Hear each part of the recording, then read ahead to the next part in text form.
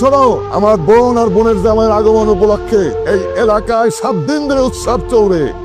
কি ব্যাপার, তোর মুখের হাসি কই, মন খারাপ কেন? আমার না সবকিছু কেমন জানি সাজানো সাজানো লাগতেছে। তারা এত সহজে সবকিছু মাইনে নেওয়ার মানুষ না। আরে তোমার ভাইরা যখন জানতে পারছে আমার সন্তান তোমার পেটে, তখনই সবকিছু মাইনা নিচ্ছে। ওর একটা ভবিষ্যৎ আছে না। ভাইজান, আমার জমি জমা সম্পত্তির কোনো কিছু দরকার নাই, কইলাম তো। ভাইজানরা যেহেতু বলতেছে তুমি রাজি হয়ে যাও, আর তোমার নামে লিখে দেবো মানে তো তুমি দরদ ধরে নিতেছো না। আচ্ছা ঠিক আছে।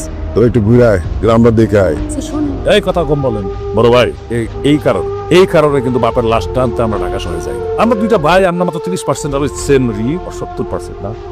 আচ্ছা শোনেন, মা তো আপনাদের আপন বোন, আর সে তো অংশীদার পায়।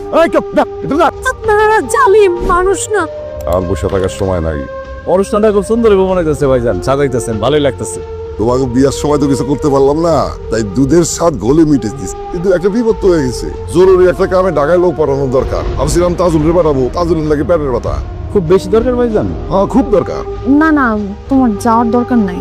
আমার তো দরকার না, মায়ার দরকার। মায়ের নামে যে দলিল করতেছি না, সেখানে কিছু সংযোজন বিয়োজনের ব্যাপার আছে। তা আমি পেপারস গুলি পাঠাইলে উকিল সেটা ঠিক করবো। কালকেই লাস্ট ডেট। তোমার যাওয়ার দরকার নেই। আর তুমি গেলে অনুষ্ঠান হইব কেমনে? আরে আমি যাবো আর আমো, সন্ধ্যার আগে ফিরে আমো, সমস্যা কি? বই, ও গেলে তো সন্ধ্যার সময় ফিরে আসবো। সন্ধ্যার সময় অনুষ্ঠান হবে। আর ওই বিশ্বস্ত লোক ছাড়া কাগজগুলি আমি পাঠাইতে সাহস পাইতেছি না। ভাইজান তাহলে আমি যাই, আমি তাড়াতাড়ি ফিরে আসুন, সমস্যা নাই। তুই আমার বাঁচাইলা, এই যে ফাইল।